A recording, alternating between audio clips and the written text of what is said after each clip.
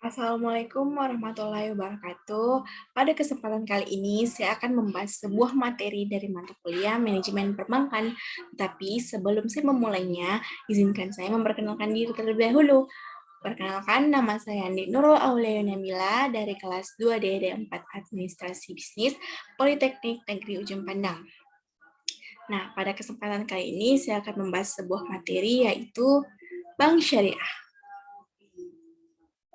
Nah, sebelum kita memasuki pokok pembahasan yang akan saya bahas selanjutnya, alangkah baiknya terlebih dahulu kita mengetahui apa sih sebenarnya itu bank syariah. Sesuai Undang-Undang Nomor 21 Tahun 2008 tentang Perbankan Syariah, bank syariah adalah bank yang menjalankan kegiatan usaha berdasarkan prinsip syariah atau prinsip hukum Islam yang diatur dalam Fatwa Majelis Ulama Indonesia seperti prinsip keadilan dan keseimbangan, kemaslahatan, universalisme, serta tidak mengandung dahar, masyir, riba, zalim, dan objek yang haram. Nah, kita melangkah pada jika dilihat dari slide ini, saya akan menjelaskan 5 pokok bahasan. Yang pertama yaitu tentunya sejarah bank syariah, yang kedua fungsi bank syariah, yang ketiga jenis bank syariah, dan yang keempat paling menarik yaitu perbedaan bank syariah dan bank konvensional. Dan materi yang kelima yaitu prinsip bank syariah. Nah, kita melangkah pada pokok pembahasan pertama, yaitu sejarah bank syariah. Deregulasi perbankan dimulai sejak tahun 1983. Pada tahun tersebut, Bank Indonesia memberikan keleluasan kepada bank-bank untuk menetapkan suku bunga. Pemerintah berharap dengan kebijakan deregulasi perbankan, maka akan tercipta kondisi dunia perbankan yang lebih efisien dan kuat dalam menopang perekonomian. Pada tahun 1988, pemerintah mengeluarkan paket kebijakan deregulasi perbankan 1998 atau biasa disebut Faktor 88 yang membuka kesempatan seluas-luasnya kepada bisnis perbankan harus dibuka banyak bank konvensional yang berdiri. Beberapa usaha-usaha perbankan yang bersifat daerah yang berasaskan syariah juga mulai bermunculan. Sebagai hasil kerja tim perbankan MUI tersebut adalah berdirinya bank syariah pertama di Indonesia, yaitu PT Bank Muamalat Indonesia atau biasa disebut BMI, yang sesuai akte pendiriannya berdiri pada tanggal 1 November 1991 sejak tanggal 1 Mei.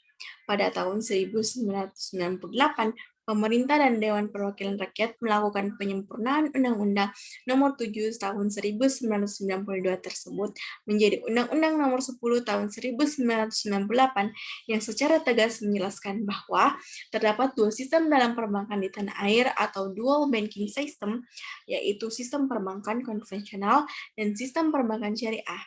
Peluang ini disambut hangat masyarakat perbankan yang ditandai dengan berdirinya beberapa bank Islam lain, yakni Bank IFI, Bank Syariah Mandiri, Bank Niaga, Bank BTN, Bank Mega, Bank Bukopin, BPD Jabar, dan BPD Aceh.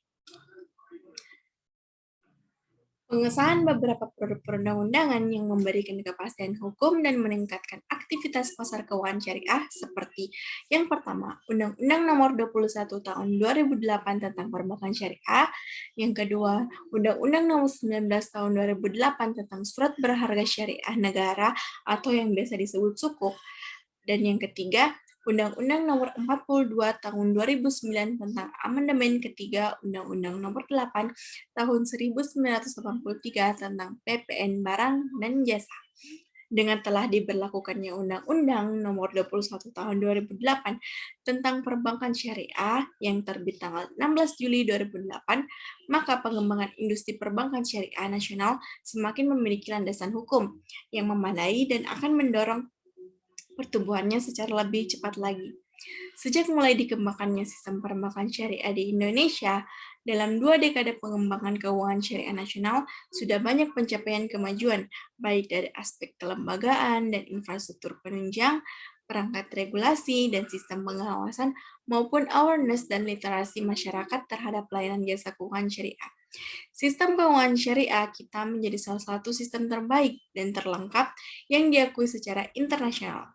Per Juni 2015, industri perbankan syariah terdiri dari 12 bank umum syariah, 22 unit usaha syariah yang dimiliki oleh bank umum konvensional, dan 162 BPRS dengan total aset sebesar 273.494 triliun dengan pangsa pasar 4,61%.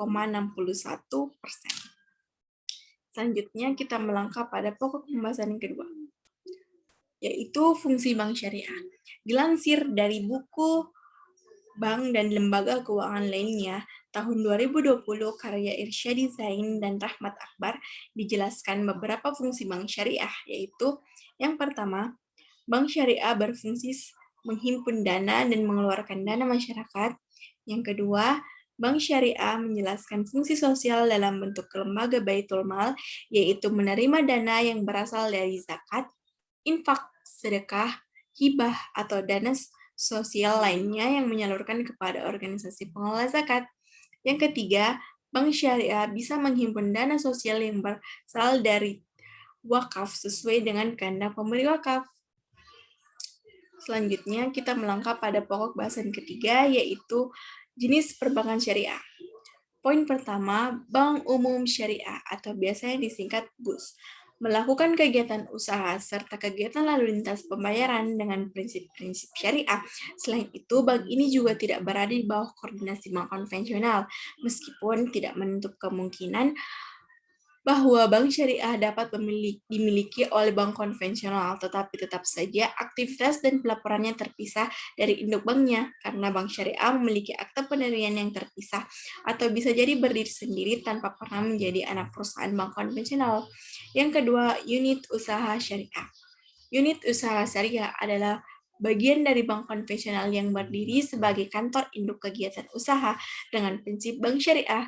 Berbeda dengan BUS, unit usaha syariah tidak berdiri sendiri, melainkan menjadi bagian dari induknya. Transaksi serta laporan unit usaha syariah tetap terpisah dengan bank konvensional karena tidak diperbolehkannya pencampuran transaksi atau transaksi satu sama lain, meskipun pada akhirnya tetap dilakukan konsolidasi dengan bank induknya. Yang ketiga yaitu Bank Pembiayaan Rakyat Syariah atau BPRS. Dalam melaksanakan kegiatannya, BPRS hanya melakukan kegiatan penghimpunan dan penyaluran dana saja. BPRS tidak melakukan kegiatan lalu lintas pembayaran. Hal itulah yang menjadikan pembeda antara BPRS dengan Bank Umum Syariah dan unit usaha syariah. Selanjutnya, yaitu poin keempat, perbedaan bank syariah dan bank konvensional. Dari sisi investasi, bank syariah hanya berinvestasi pada usaha yang halal, sementara bank konvensional berinvestasi pada usaha-usaha yang bisa halal dan bisa juga diharamkan oleh agama Islam. Nah, dari sini bisa kita melihat dari perbedaan yang sangat signifikan karena bank syariah menganut prinsip hukum Islam. Kemudian dari sisi pengambilan keuntungan, bank syariah itu berdasarkan sistem bagi hasil, margin keuntungan, dan fee. Sementara bank konvensional keuntungannya berdasarkan sistem bunga. Nah, khususnya untuk sistem bagi hasil pada bank syariah ini, besaran bagi hasilnya adalah berubah-ubah sesuai dengan kinerja usahanya. Sementara untuk bank konvensional, besaran bunga adalah tetap. Berikutnya, perbedaan dari tujuan usaha. Bank syariah adalah berdasarkan profit dan falah oriented atau kebahagiaan dunia dan akhirat. Sejahtera lahir batin, sementara bank konvensional tujuannya semata-mata profit oriented atau kebahagiaan dunia saja. Sementara itu, pola hubungan bisnis. Bank syariah dengan nasabahnya adalah berdasarkan kemitraan. Sementara itu, jika pola hubungan bank konvensional dan nasabahnya adalah sebagai debitur dan kreditur. Nah, selanjutnya yaitu kita melangkah pada pokok bahasan yang kelima atau yang terakhir, yaitu produk dari bank syariah. Nah, ada beberapa produk dari bank syariah yang perlu kita ketahui, seperti pada poin pertama, tabungan syariah. Tabungan syariah adalah simpanan yang penarikannya melalui beberapa ketentuan yang sudah dijelaskan oleh pihak bank kepada nasabah. Sarana penarikannya bisa menggunakan buku tabungan, ATM, slip penarikan, dan juga melalui metode canggih lainnya, misalnya internet banking. Ciri khas tabungan syariah adalah menerapkan akad wadiah, yang artinya tabungan yang kita simpan tidak mendapatkan keuntungan karena cuma dititip. Tidak ada bunga yang diterima oleh nasabah, akan tetapi bank memberikan hadiah atau bonus kepada nasabah. Nah, produk yang kedua yaitu deposito syariah. Nah, deposito syariah menggunakan akad mudharabah, artinya tabungan dengan sistem bagi hasil atau nisbah antara nasabah dan bank. Keuntungan deposito akad mudharabah ini biasanya memakai perbandingan 60/40 untuk nasabah dan bank. Makin besar untung yang bank dapat, makin besar untung yang diperoleh oleh nasabah juga. Demikian pula jika keuntungan yang diperoleh bank sedikit, maka nasabah akan mendapat keuntungan yang sedikit pula. Dengan kata lain, keuntungan muncul bersama risiko. Nah, produk yang ketiga yaitu Gadai Syariah atau RAN. Akad gadai syariah yang dipraktikkan pada PT Pegadaian adalah meminjamkan uang kepada nasabah dengan jumlah jaminan harta yang bernilai dan dapat dijual. Uang yang dipinjamkan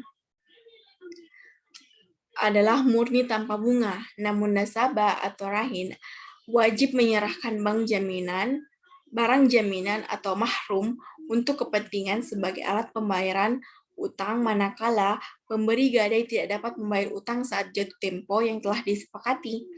Dalam praktiknya, barang jaminan akan dijual untuk menutupi harga pas utang manakala pemberi gadai telah dikonfirmasi. Jika barang gadai telah dijual sesuai dengan harga pasaran, maka penerima gadai hanya mengambil sesuai dengan nilai hutangnya dan lebihnya dikembalikan ke pegadaian. Nah, produk selanjutnya yaitu Giro Syariah, salah satu produk perbankan syariah yang termasuk ke dalam konsep waidah atau titipan adalah giro. Secara umum yang dimaksud dengan giro adalah simpanan yang penarikannya dapat dilakukan setiap saat dengan menggunakan cek, bilet giro, sarana pembayaran sarana perintah bayar lainnya, atau dengan pemindah bukuan. Adapun yang dimaksud dengan giro syariah adalah giro yang dijalankan berdasarkan prinsip-prinsip syariah. Dalam hal ini, Dewan Syariah Nasional telah mengeluarkan fatwa yang menyatakan bahwa giro yang dibenarkan syariah adalah giro berdasarkan prinsip wadiah dan mudharabah. Akad mudharabah pada giro syariah adalah akad kerjasama antara nasabah sebagai penyimpan dana atau sahibul mal, sedang syariah sebagai pihak yang mengolah dana atau mudhari. Nah, produk selanjutnya itu pembiayaan syariah. Leasing sudah sangat familiar dalam kehidupan kita sehari-hari karena sudah banyak masyarakat yang menggunakan jasa layanan tersebut. Contohnya adalah pembelian mobil, motor, atau benda berharga lainnya. Sewa guna usaha atau leasing pada awalnya dikenal di Amerika Serikat, yaitu berasal dari kata lease yang berarti menyewa, sedangkan dalam bentuk ekonomi Islam, istilah yang berkaitan dengan leasing adalah ijarah atau al-ijarah, yang berasal dari kata al-ajru yang berarti al-iwaduhu atau ganti berdasar SK Kementerian Keuangan nomor 1169/KMK 01/1991 tanggal 21 November 1991.